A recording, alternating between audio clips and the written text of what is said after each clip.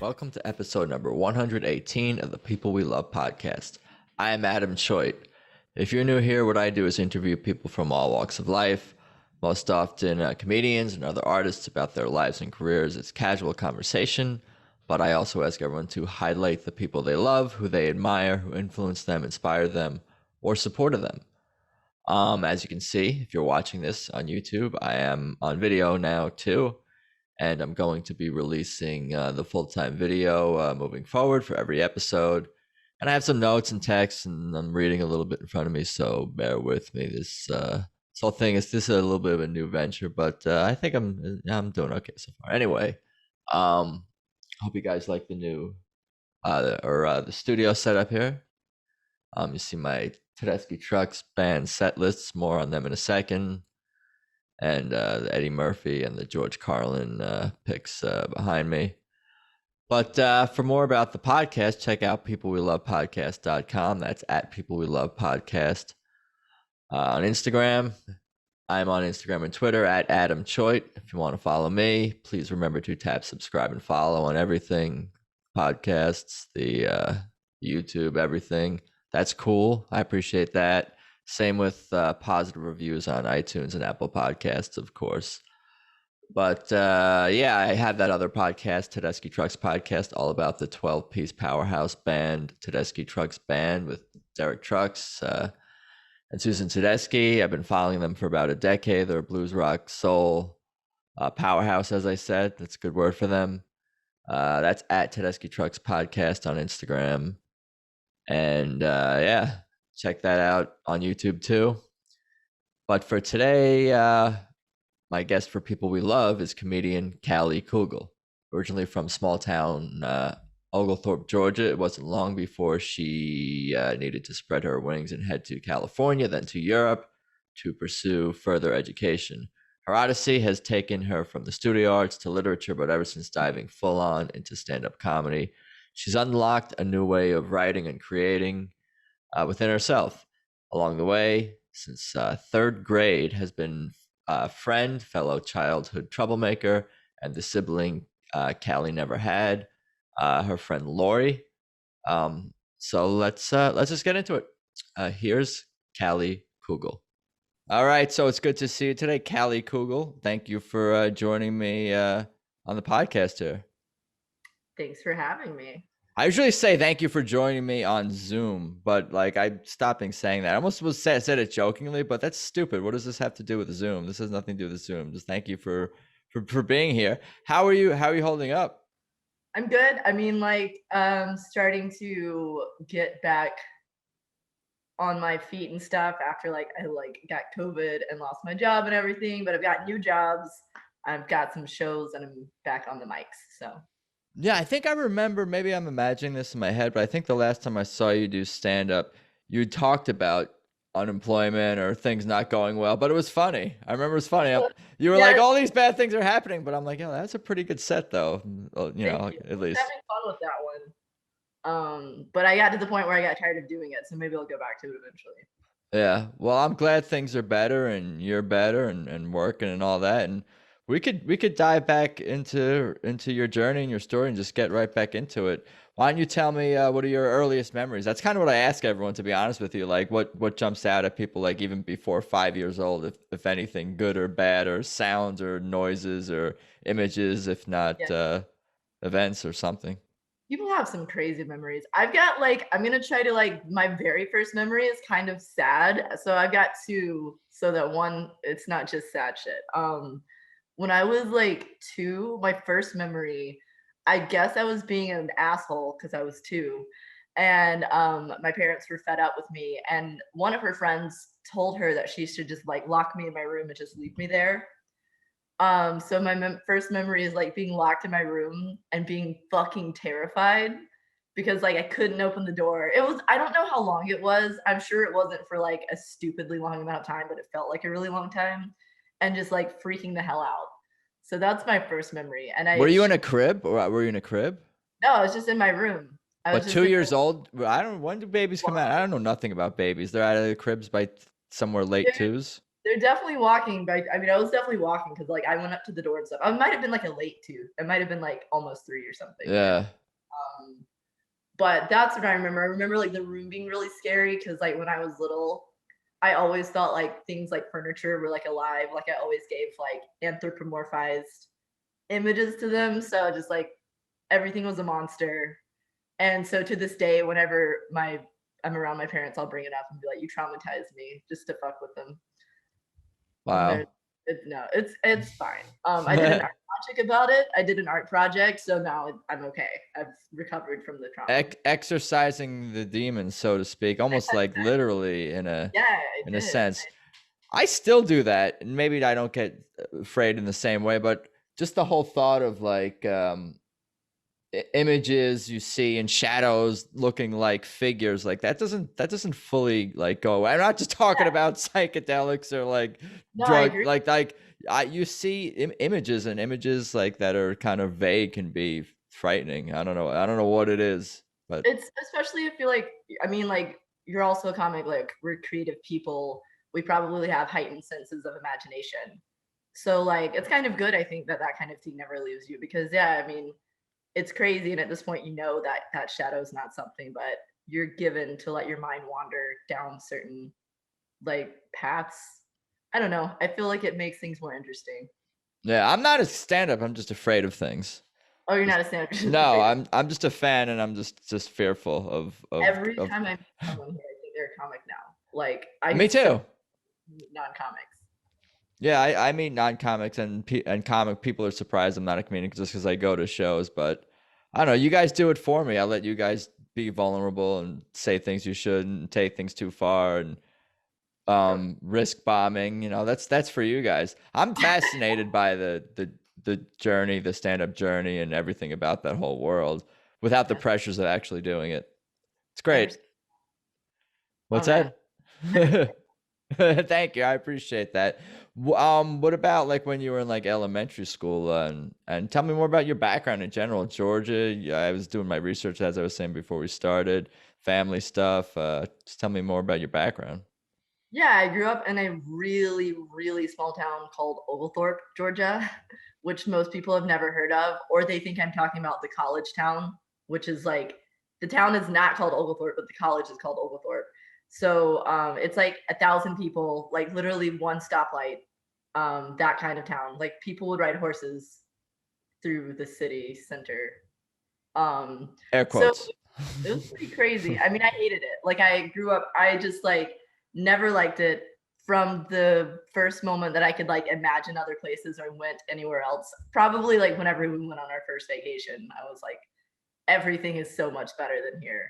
So like that was really miserable growing up, but it also gave me that fire to like want to go somewhere else so badly and to do other things. So I guess I'm kind of thankful for it because it definitely put a fire underneath me and got me out in the world. How long were you in this town for? From like just birth till high school, college, or after college, or something? Like, how long were you in this town for? I like as soon as I graduated high school, I moved to California. Gotcha. So how many people were in your high school? I'm gonna kind of work backwards, I think maybe. How many people were in your high school graduations My class? high school graduating class, you want to guess? 12 people. Oh man, that was wow, that was a low estimate. 35 Yeah. guys. Yeah, I don't know why I said 12. I knew that was a very low number. My second grade class was 12 people. What's So that? my second grade class was 12 people. So Yeah. we But grew. it was just too insular for you. Is that what it was? And you're just too limiting. And that's what you disliked. Was it anything specifically? I don't know that you didn't A lot. like. Like for Yeah, sure. Like there were no opportunities. There that were like stinks. school had no art program or like theater or anything like that. And which was something that I was always like inclined to do. And I just had no outlet for it. So that sucked. And then it was like the Deep South Bible Belt. And I just didn't agree with most of the views. I was never like, I was very quickly not very religious. And I fought against that a lot. And that was like a big problem because like religion is such a part of their identity. I've always been pretty liberal and progressive, which is a big no over there. So, and they're also just racist, like ignorant people. And I don't know. I just clashed with everything all the time. Yeah. Was it that way for with everyone though? I mean, speaking in generally in your town, like I don't know. It just again, I guess it's just such an The insular people, world. of The course, they're all bad. all the bad ones came together and we connected with our like emo clothes and Oh, stuff. I see. You're bad. You're quote whatever end quote bad group. Yeah, I used to get pulled over just walking around town by the cop who was just really bored or flirting with me. I could never tell. Like she would pull me over for skateboarding and then she'd compliment my hair. So it was very confusing. I could see that being confusing. She'd be like, "Hey, don't do that here, but your hair looks really good today." And I was like, "What's happening here?" Yeah, what is they're just bored. There's no it's one traffic light, so if no one goes through the traffic light, they have to find something. They really do. They really do. They have nothing better to do. They could Yeah. have been like a thief who just slept in his car and read books. I was gonna ask what kind of kid were you in elementary school, but I feel like I'm getting a little bit of an idea. Yeah, it's interesting to work backwards. I was like actually pretty it's weird because in elementary school I was always like a really weird kid. Just like never really fit in very well. I mean, obviously I wasn't like goth or emo yet because it wasn't the 2000s and that wasn't a thing. But I guess I was like really shy and like awkward for a while and I didn't really like hit my right whatever or like confidence or start figuring myself out until I was in high school or junior high. That's But good. That's good that you sound like you found yourself, whatever. I'm still working on it. no, same, but I definitely I know. I got more of an idea. I started because like I was very introspective. And I was an only child, so it was just like that kind of probably typical only child thing. I was fairly like didn't have a problem with being alone. Um, but yeah, Yeah, that's kind of hard though, and it's especially in a small town with small, group of friends or whatever. Like to not even have another sibling. Like you probably have appreciated that, I would guess, just to have another person. You need more yeah. people. You I need some mean, more. for sure. I've thought about that a lot. Like in some ways, I'm glad that I was an only child because I am like a really fairly introverted person. So I don't know if that would have been hard for me, but it also might have taken some of the heat off of me because I was like very stressful to my parents because they're just small town people and they didn't understand at all. And like having someone who's like super strong-willed, super like not, not wanting to be anything normal, like I'm going to be an actor or I'm going to be an artist or something like that, and having like someone who just like hated that place so much and just like so clearly wanted to be somewhere else, like it was definitely they couldn't identify or relate at all. So I've always like maybe if I had a sibling who was more like fit into the mold there, it would have taken some of the heat off of me growing up. Right. That could have been a person could have been a buffer between you and your parents in some regard. But you woulda, coulda, shoulda, whatever, and we make the best of our reality anyway, and whatever whatever our reality is for With it, I like sure. honestly like when I was much younger, I will like in my when I first got to college, I was always like so angry about where I'd come from because I was like I never had the same opportunities. Like I went to art school. Like the way I got out of Oglethorpe was I got a scholarship to an art school. So I get there, but I've never had any formal training. And most of these kids went to like art prep schools and stuff, So like they've been having like like serious training as children and such. And I'm just like, I barely know how to draw. So like I was so angry about it because I thought it was like a setback in my life. But as I'm older, I really appreciate like where I came from and like how it shaped who I am and stuff, or shaped who I wanted to become. If that Yeah, makes I kind of want. Yeah, that's interesting. I want to hear more about like your being a kid and student and connecting because you mentioned you had a close friend that you're still in touch with. Was that yeah. from from this hometown in Georgia? Well, from the next one, the next door. So Oglethorpe's so small that it didn't have a high school.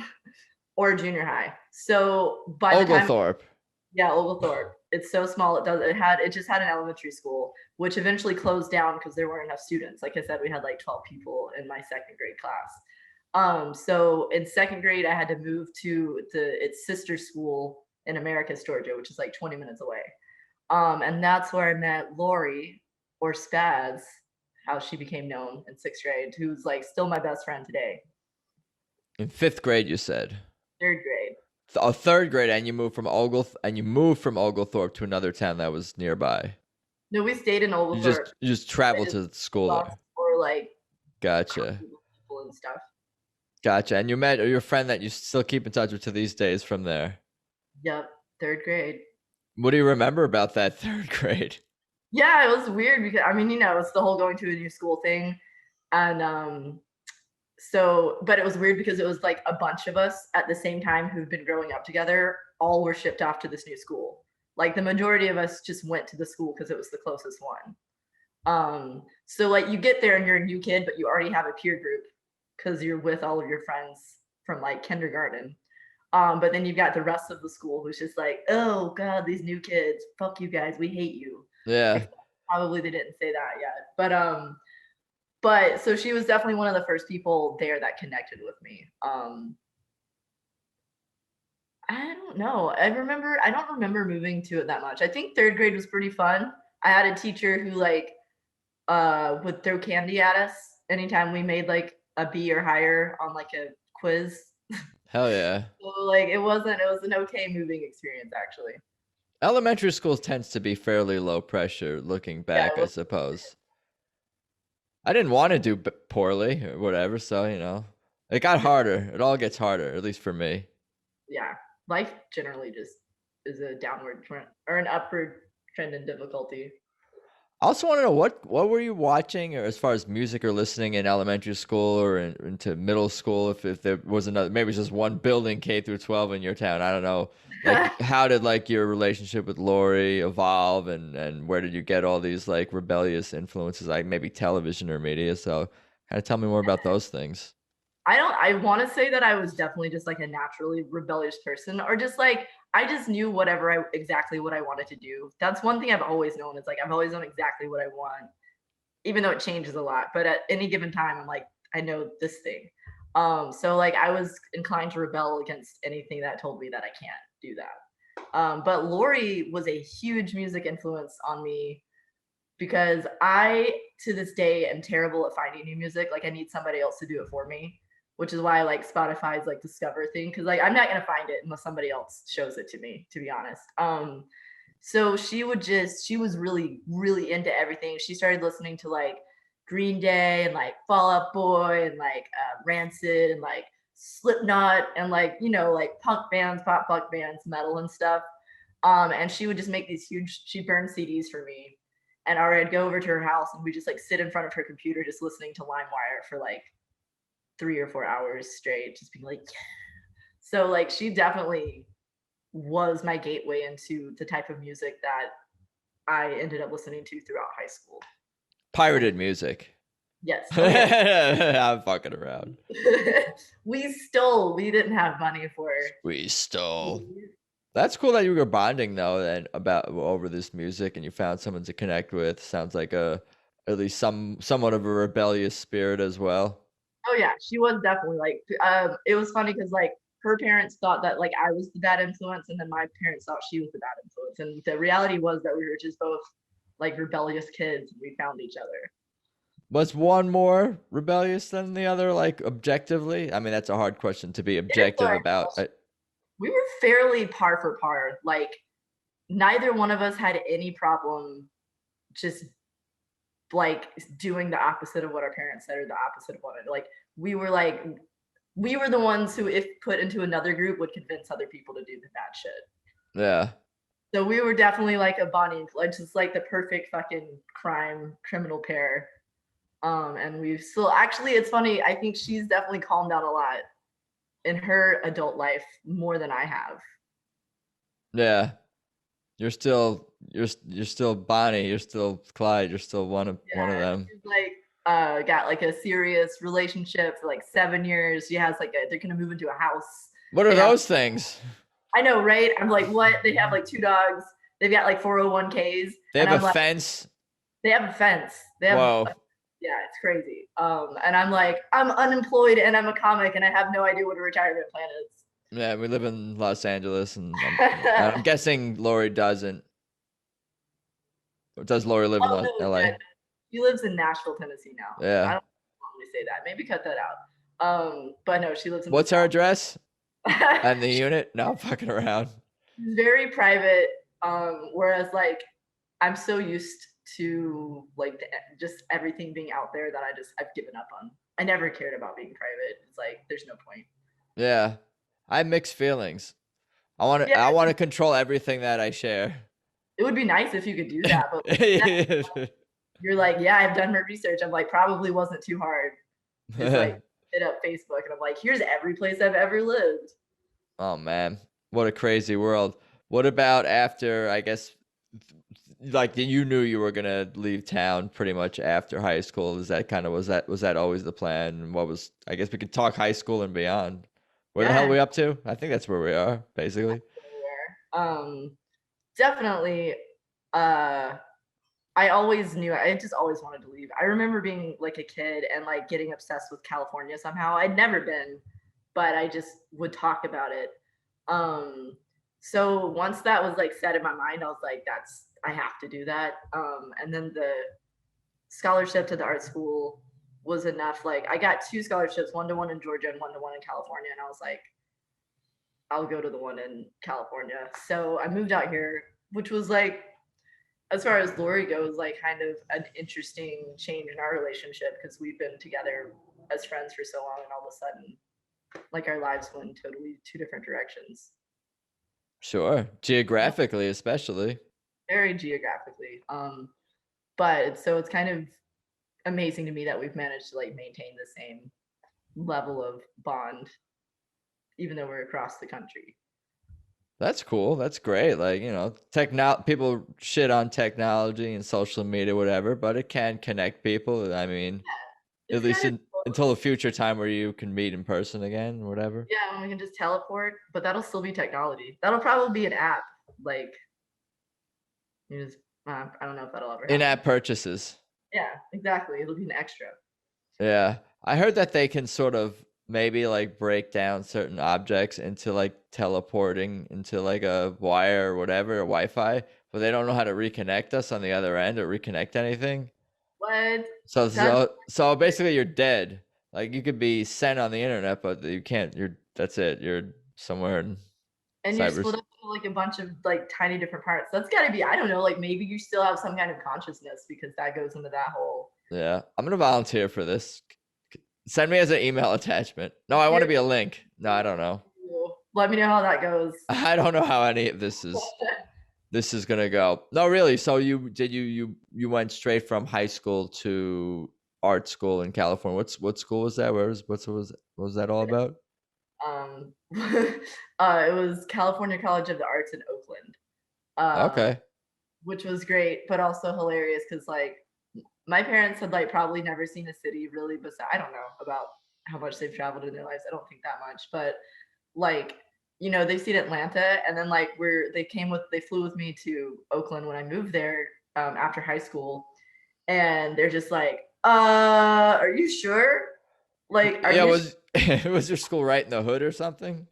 No, it was like it was in like the super fancy. Like there's like it's called Rockridge, which is like the fancier part of Oakland. Okay. But you still had people getting mugged like all the time. But it was It's mostly still Asian. Oakland. Yeah. But it'd be people who were wearing like the lanyards that had all of their cards and stuff in it, and you'd be like, at me even coming from a small town, I was like, that's stupid. Why would you do that? Like what kind of idiot walks around with all their credit cards just like hanging around their neck? Um, but anyway, Yeah, that's crazy. so they would get mugged at like 8 o'clock in the morning. But art school was wild. I ended up dropping out. But I don't think I did learn how to do ceramic sculpture, but the majority of my time in art school was just like an absurd amount of drugs and very little sleep and a lot of like psychotic breakdowns. And the entire campus participated in this together. Wow. So I don't know what I got. I'm sure I got a lot out of it, but it's kind of a blur. Did you feel like part of like all the partying or however you want to describe it and substance use was because of like you felt behind in what you were doing? You weren't confident, you weren't like experienced in the studio arts as much. Was that part of like you're just fuck it, I'm just gonna party and whatever I get done kind of thing? Yeah, I mean, it could have been it. I mean, I was also like the thing about growing up in a small town, and this is often the case, is that You go crazy when you leave. no, they're like you go crazy while you're there because there's literally nothing to do. So like I got into alcohol and drugs like really, really young. And so did pretty much everyone in my like, Oh, in your small town, you're saying. yeah, like in Oglethorpe, all of the sort of like misfit kids, like who didn't really fit in, just ended up doing drugs and drinking. So like really early. So honestly, I went pretty hard my first couple of years of college, but by the time I was in like my second, I was like, I've kind of already done all of this before. So I ended up being a lot chiller for my last years of college Interesting.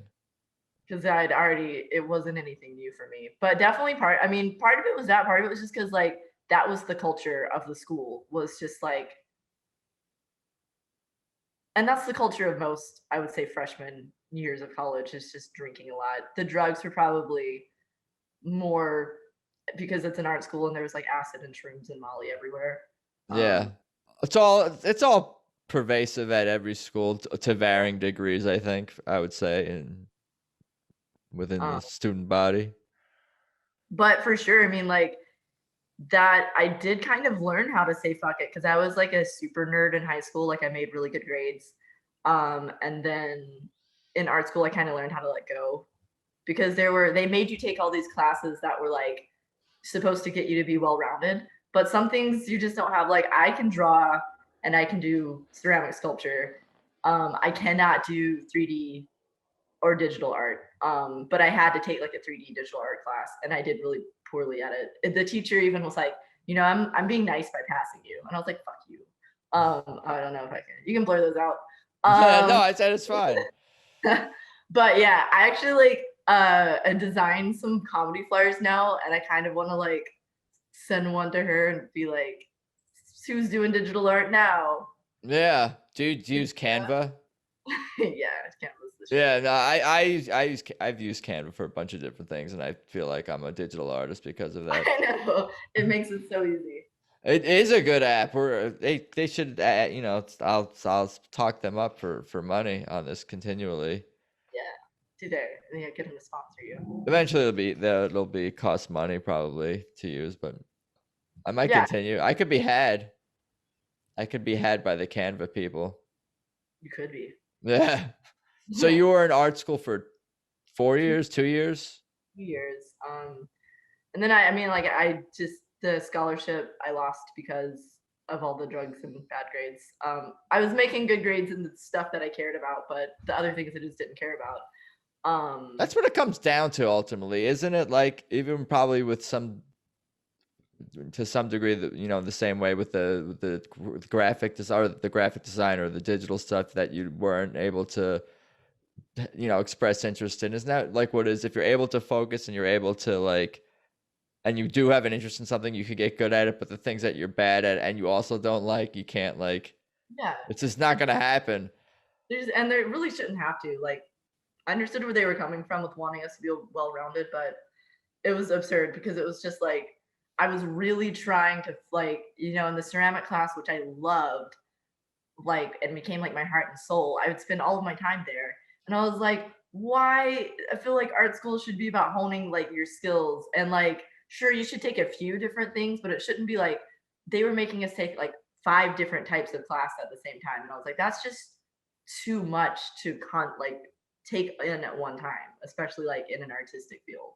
Yeah, I've developed a lot of ideas, thoughts, theories on education and like how it should be approached for kids and growing up and focusing on feeding curiosity. Not saying people shouldn't be well-rounded and learn basic skills and history and different subject matters, but maybe the pressure of tests and all this stuff like knowledge is different than or education is different than knowledge or For knowledge sure. is yeah. like you said, feeding curiosity, I think is the most important thing. And Like if someone, specialization, or I'm sorry, specialization early is not a bad thing. no, you can obviously like should be encouraged to like change at any time that you want because like people often change their mind all the time. So, but it just makes sense to like if someone's super interested in art, like let them focus on that more. Still do Right. what else they need to do, but like to a lesser degree, while still like getting the basics that they need. Mom, I want to be an artist. Well, that was Yeah. that was what my family said. That was actually part of why I ended up dropping out was because I had a lot of like negative pressure. Like my family never liked the idea of me going to art school, and I just was constantly getting chastised for it. Like my family were like, "You're just going to summer school. You're not actually doing anything important or serious with your life." You know. That So like stinks. it stunk. And honestly, like I always was like, I don't care what people say, but like later in life, I was like, I do actually really care what people think about me. So Some like of that, them, your parents, I'm sure. yeah, I wanted to like not care. I was so like, I don't give a shit. But I did give a shit apparently. So I ended up dropping out, and I went to community college for a second, and ended up going to UC Davis and finishing up in psychology and English, which was also things that I was interested in. So like that was the thing about the art school was I loved what I was doing, but I also loved like psychology and I loved reading and like literature, and they didn't have those types of classes. Like it was literally just purely art, which kind of sounds sketchy to me a little bit. So it wasn't like fulfilling me all the way. So then I Sure. ended up going and getting the other half of what I wanted in my second half of my education. That's cool. Yeah, that's cool. Still, and now I'm a comedian, so I don't really know if I ever knew what I wanted to do. Well, what happened to? Well, one thing I will say about comedy, because I'll forget, and this has come up before, but like the fact that like people are bad at comedy yet they want to keep doing it, that's actually like a good sign. Like if you're bad at the beginning, which everyone is, I guess, and if you want to keep doing it, that's a good sign because like like whether it's one of these different arts or whatever, anything new that you try, like you're not gonna get good at it if you don't if you don't like stick Exactly. with it. But tell me how you got from, I guess, UC Davis. Is that where you said you went? Yeah, that's where I graduated. And then we Uh, ended up in comedy and Los Angeles. Where's UC Davis, by the way? it's in Davis, up by Sacramento. Okay, up north, Northern There, California. little cute little cow town. It's an adorable town. I love that town. If I was inclined to have a family, that's like the city that I would live in. I'm not, but Yeah. like, that's it. It's adorable. But yeah, that's actually a really long journey in between. I When I graduated college was the year that Trump got elected, and I like freaked out and was like, I don't want to be in this country anymore. So my response to that was, I don't know how to get out of this country except through education. So I ended up finding out that master's degrees in the UK are like a third of the price that they are in the US.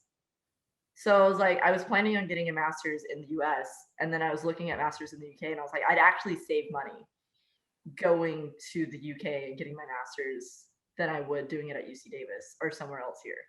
Um, so I like got into a grad program in Scotland and just moved to Scotland. Wow. And then like I did a master's there, and then I ended up teaching English in Madrid, Spain until the pandemic started. And then So we you all had wait, say that. So you got your master's in I and got what my was master's in literature. in literature, and you were teaching literature in Scotland. I was teaching just like the English language in Spain. I See, ended I up was teaching English in Spain. I got to. That's pretty cool, and you should be commended not only for like pursuing further education and then teaching other people overseas that whole experience, but the fact that you actually left the country when Trump was elected and didn't just say it. Like I will give you credit for that. Politics aside, we could talk about all that stuff some other time. But the fact that you actually said, "I'm gonna leave," and did, like, bravo, because most people just tweet things and then move on with their lives, I, celebrities, etc. I think I like got started early by like saying I was going to move to California and then did. So once you do it the first time, it becomes infinitely easier to do it a second or third time because you've already done it once and you're like, it's not that bad. Like nothing bad happens. You just go and you live somewhere You else. don't have a lot of stuff. Yeah, I don't have a lot of stuff. I'm kind of Minimalist. yeah, because I've moved a lot. I started out with a lot of stuff. Like when I left California, I had to sell so much crap. But after that, just started like it was mostly books. I've always had way too many books, and like now those just live at my parents' house in Georgia. And maybe one day, if I have like a permanent living situation, I'll bring my library over here. What did Lori think when you're moving to Europe? And tell me more about Europe and Scotland and that Yeah, experience. people that I love. I've just been talking about random stuff. No, Lori was we're telling the story. I'm just getting you keeping the train moving along. for sure. Lori was like super proud of me. She's always been like probably the most supportive person in my life, which was cool because like I mean, I'm not trying to shit on my parents and it's not like they're bad people. They just have never been supportive because they don't understand anything that I want to do. I follow that. I meant to say to like sort of hint at that earlier. I follow that. Yeah, they're not bad people. Like they're not. They just like really don't have had a really hard time understanding anything that I've ever wanted to do. So they've never their idea of support was to be like, well, you shouldn't do that. You should be a doctor. And I was like, I don't want to. The sight of blood makes me want to vomit. So no. But they like, so that was their form of support was to tell me to do anything but what I wanted to do, which is not actually supportive. But like, so Lori has always been that person who's behind me no matter what it is I'm doing, like every step of the way. Like, yeah, dude, this is amazing. You're going to be great. Like, you've got to do this. It's what you want to do. So like, she's like is like more than a sibling to me, but like she's definitely the closest thing I have to a sister. That's cool. That's great. Not everyone has that. So you do kind of have a sibling in the end, in a Yeah, sense. Look at that. you find your family. Like her parents were also like super supportive of me. Like I think of them as like my second set of parents. Because I was at their house all the time growing up. So that's kind of thing is moving so far away from all of my family that like, I have varying degrees of closeness with. I'm not super close to really anyone in my family. Um, like I've always just looked for that kind of family life in other just like friends that you meet. Sure. And it's Redefining the family unit in a sense. There's nothing wrong with doing that. As long as we all find love, acceptance, and encouragement from somewhere. totally. Like Um, gangs. Gangs are good for that too. yeah, they've got a really cohesive set of like they're unified Right. values. They support each other. That's What real, but that is really how young cult? dudes end up in cults too. Yeah, People, that's how people end up in cults or gangs. Really, just kind of seeking acceptance and love, in some form or it's another. it's way easier to do than you think. I definitely briefly was sort of affiliated with a cult in my I don't know why I'm not shocked. yeah, you shouldn't be probably, but like not really a cult, but one of those little like culty magical groups. Like they're huge in the Bay Area. And like I definitely had my like witchy phase. And I definitely like I'd had some like personal tragedy. And I was like not alone. I just moved from Oakland to Davis and I was in a transition. So I ended up like fraternizing with this like little culty group for like a year or so in Oakland. They were very nice. They still check in on me sometimes. What makes them culty? Is it something they're practicing or doing, or is it more that they tend to only hang out with each other? Because I feel like that's what kind of makes It's someone. both, I guess. Well, I mean, like they were like studying the occult, Oh, so I see. They're yeah. that, and then they are like they had like a sort of religious aspect to it, and then like they do spend a lot of time together like a family. Like they're really, really cool people actually. Some of their like you obviously get some kind of weirdos that get attracted to that kind of thing, but for the most part, it was a very supportive like family, like pseudo family that I needed at that moment in my life. Interesting. Yeah. Keep those people away from me. Yeah, yeah. I mean, it's your choice, but it is kind of weird because I don't. You like it's you get kind of tunnel vision. And I think that is like what a lot about what freaks people out or gets kind of scary about sort of like the occult or cult things is that like the people who are in it get tunnel vision and like those are the only people and the rest of the world's kind of other, Yeah. which can be dangerous, Yeah, it's good to not be accepted by anyone. That's kind of what I strive for. That way you don't Yeah. get sucked into a cult or the occult.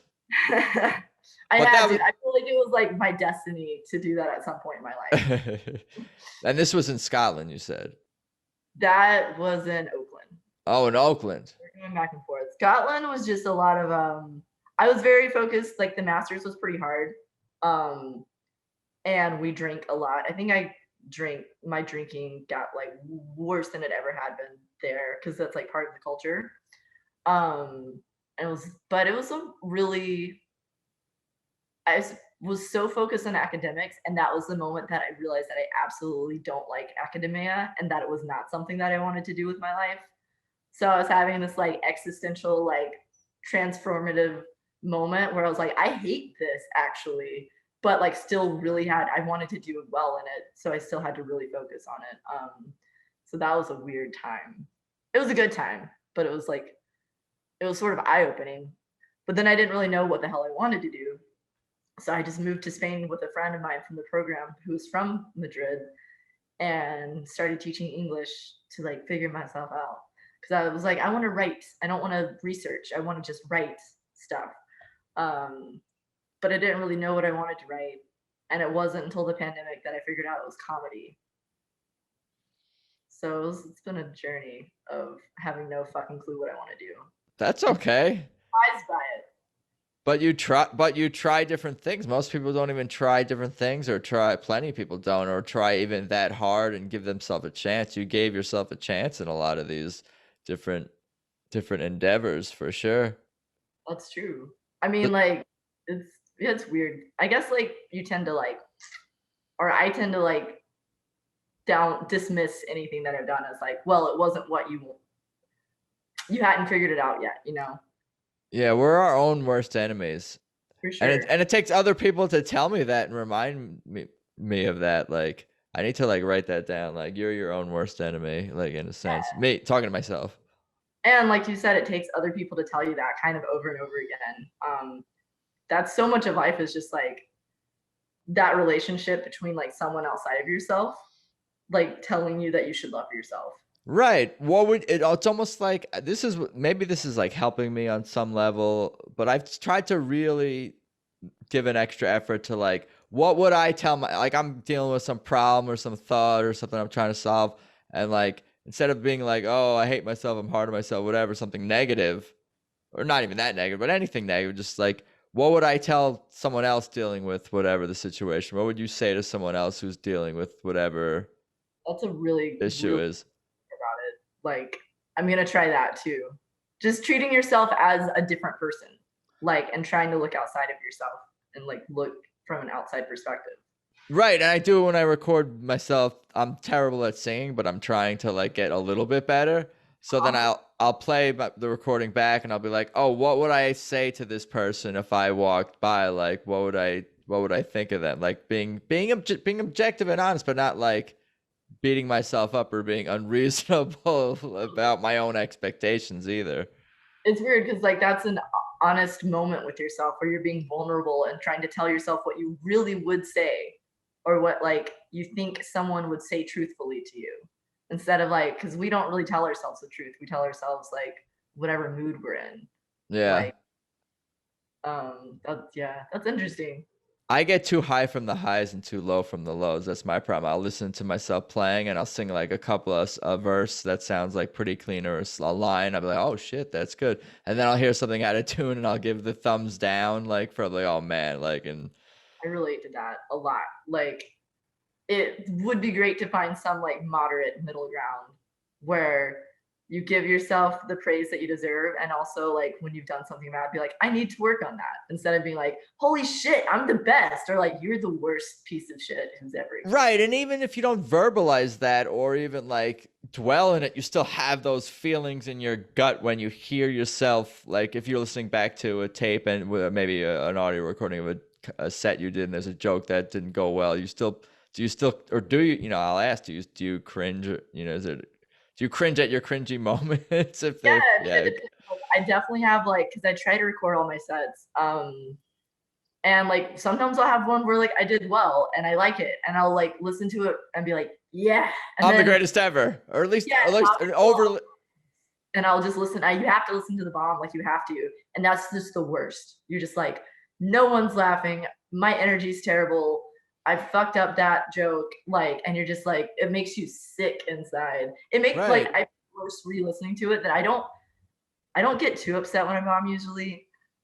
Like maybe like right after, like in the moment, I'm kind of like irritated, but it doesn't last. But if listening, like re-listening to bombs, that's where I'll get the most like sad or angry about it, or angry at myself. Because in the moment after a bomb, I'm usually kind of mad at the audience. But when I re-listen, I'll be like, no, that was my fault. My bad. I Um, we're jumping around and getting to the cracks a little bit, which is fine. Do you, when you hear yourself bomb, do you come up with ideas to fix stuff right away? Because that's what I find sometimes frustrating. Like writing, any sort of creative writing is like, oh, when I get a note or I think of something or there's a problem, I don't have a solution right away. It means more work, and I don't have the answer. I like want to know how to fix stuff right away.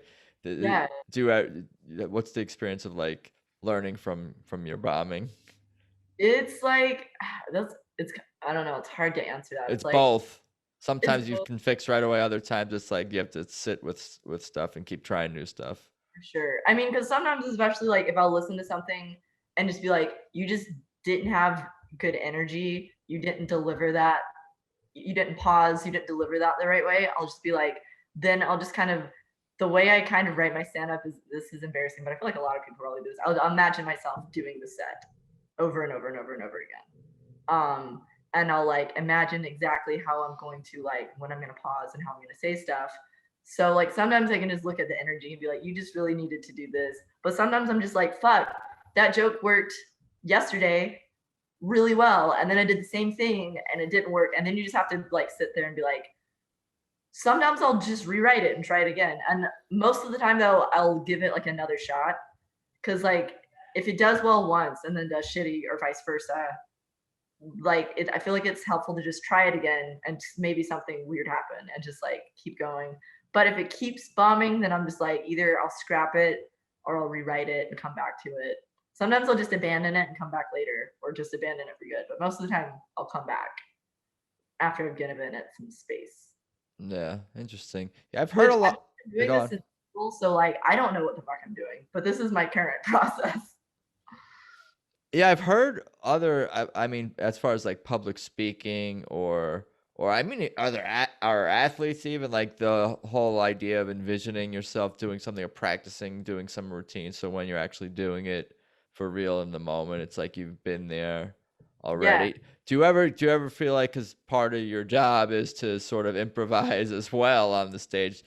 Are you able to sort of? I mean, I've seen you, so it seems like you are, but like, is that a challenge as well to be able to improvise as well as stick to what you've been working on? Are you able to yeah. do all that, you It's feel like? complicated. Like most people seem to get up. I mean, when I first started, I'd be watching other people, and like a lot of some people go straight into their set, but a lot of people get up and like comment on something in the audience or comment on what one of the comics just said. And I was kind of like, I like that because it's like just being quick on your feet. And it was super intimidating at first because I was like, what if I'm not witty enough? But like I'll now it's like I like doing it, but I'll only do it if I'm sitting there and something happens that I'm like, I need to say something about this. And like something just pops into your head, but I don't pressure myself to like, oh, you have to open with an improv thing.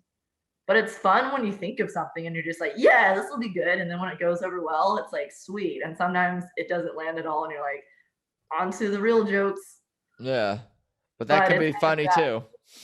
yeah, if yeah. But it's been an interesting process. Like learning how to do all of this. It's definitely one thing I really like about comedy is it is like a learning curve. Like you're not really supposed to be great right when you start, and everyone kind of expects you to be terrible. Um, so there is like some camaraderie in that, and like I used to worry about bombing in front of people I knew, but I've now at this point I've seen everyone I know bomb several times, and they've seen me There you bomb. go. So it's just like, yeah, it's just part of it. Like it's just honestly part of it, and once you get over it, it's just part of the thing. And it's not that it doesn't suck, but obviously doing well feels way fucking better. Yeah. So But you, it does. It's just not as scary once you really. It's like an addiction. I mean, I love it, but it's more of like the compulsion that I feel like I have to do it. yeah, I've heard that comics. I mean, if you're still doing it, not you, but like all comics who still keep going and going, it's definitely an addiction or a compulsion or Yeah, need to that's the to best do it. description. Yeah, for sure. Did you do open mics in Spain or what? How did you? Well, again, we're jumping around, but that's okay. Oh yeah, I'll do that. How did you get literally, or what's your journey into comedy? I've always loved comedy. Like I grew up like watching stand-ups on Comedy Central and like all of that stuff. Um, but I'd never entertained the idea that I would ever do that. So it's been like a really recent thing. I was like, I moved to Spain. I was trying to write. I really, coming from like a literature degree, I was like, I have to write books, like fiction. And I didn't really enjoy doing that. I was like, fuck, that's what I'm supposed to do, right? And then I started entertaining the idea. A friend of mine wrote like did screenwriting, so I started looking into that, and I started sort of writing like dialogue a lot and writing scenes of like some whatever thing I'd come up with in my head or something, and I really liked that. So once the pandemic happened and I had to move back to Georgia with my parents for a while, like because Spain, we all lost our jobs, we couldn't renew our visas, we all had to leave pretty like really quickly. I remember like the like within 3 days after lockdown, most of us had like left the country. So because there weren't flights anymore. Like we got on some of the last flights, it was wild. Um, but so go back to my parents' house. I started just like doing TV writing and stuff, or like screenwriting just for fun, and I really like that. And so I get the idea I'm either going to move to New York or LA. And I thought, LA is the best place to pursue a career in TV writing, obviously. So I get here and I just like start involving myself in the comedy scene because I wanted to write specifically like comedy for TV. And I'd go to open mics, and I just got the itch to do one.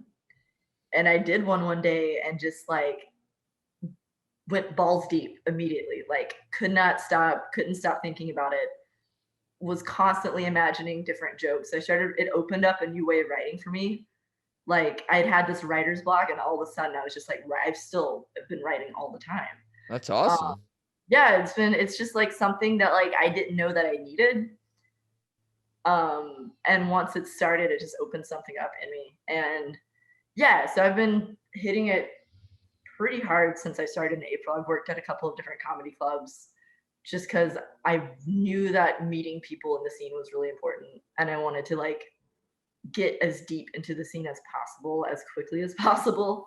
So I worked at like the Nightcap and got to host my own show there, and then worked at the Comedy Chateau briefly, which was a terrible idea. Oh, oh no. But I still met some cool people there. So that's the thing, like talking about people that you love, like no matter how shitty like the job was or something, like I've constantly met people along the journey that just become your extended family and your like support group and stuff. That's cool. So you've only been in LA since this year, last year, this year. Yeah, February 2021. Wow, that's cool. Well, welcome to Los Angeles. You're doing all the right things. It sounds like just immersing yourself in writing and keeping at it. That's cool. Yeah, it's like It's been interesting. The city seems really welcoming. Like I've met a lot of amazing people. I definitely have been through like I went too hard for too long and went through like a sort of dip where I just ran out of energy. And I've been kind of like that for the past month, and I'm finally like coming back out of it. So I'm hoping that I'll find a way to like balance and not go as, because I overdid it. You're finding what works for you, I think, just through trial and error and experience. Seems like. Totally. Speaking of, or well, not that we were speaking of Lori, but in my head I was. She's hopefully coming out to LA to visit, which will be cool because that's like the first time that our adult worlds will really collide. Because like I've been to where she lives and I've seen her adult life, but she's never visited me wherever I'm at. So I feel like that's going to be an interesting moment. And has she or has she not seen you perform? And I'm guessing she will when she's here. Right. She's seen videos of me, but she's never seen me live. Yeah, that'll be cool. That'll be fun. Yeah, totally. I'm excited. I hope she likes it. I'll have to come out to that show. Right? Yeah, whenever that is. Speaking of shows, why don't you tell people what you're working on these days? Is there anything else we need to cover? Otherwise, we can get into plugs, or I'll kind of give you the floor to. Sure. I'll get a do few your plugs. thing. I mean, like, I've got some super upcoming shows, so I don't know when this will be posted. But Yeah, it might be a minute. Maybe just social media and stuff is probably sure. ideal. I'm on Instagram. That's pretty much all I do really is Instagram. So like Callie Coogle, I post my shows there. I'm hoping to produce a show with a couple of friends towards the end of October. Hoping to do like a costume themed show. So I'll be posting about that once we get that going and stuff. Halloween. Yeah. I've heard of it. At the end of the month. So it'll be a double show. Sweet. And where can people find you and follow you again? On Instagram? Callie Coogle. Just my name. Pretty much all of my social media. I've got Twitter. I never do anything, but if you want to follow an account that never posts anything, you're more than welcome to. Sweet. Well, thanks again for the time. I appreciate the stories. We covered Lori, we covered family, small town, LA, Europe, drinking, drugs. I think we got it all. Yeah. Thanks for having me. This was fun. You got it. I'm glad to hear that. Yeah. I love doing podcasts. It's fun to just like talk, Like I feel like we're really busy all the time, and it's nice to like take a minute and just get to know someone. Oh, for sure. I appreciate it. Talk more soon. Yeah, for sure. Bye, Adam. Later. So there you have it. My conversation with Callie Coogle. That was fun. I again really appreciate her time and stories and look forward to seeing her perform again soon. I'm glad she's not in a cult anymore. I don't think she's in that cult anymore. Anyway, for everything about this show, please head to peoplewelovepodcast.com, at People We Love Podcast on Instagram, at Adam Choid on Instagram and Twitter is me. I have that other podcast, Tedeschi Trucks podcast, all about Derek Trucks, Susan Tedeschi, and their 12-piece band. That is quite a force. Check that out at Tedeschi Trucks podcast on Instagram. Subscribe and follow and give positive reviews to everything that I do. I appreciate that. That's the first time I've ever done that gesture on the podcast. That was interesting. But I think that's about all I got for today. I appreciate you guys listening. Thanks as always, and let's talk soon. Peace.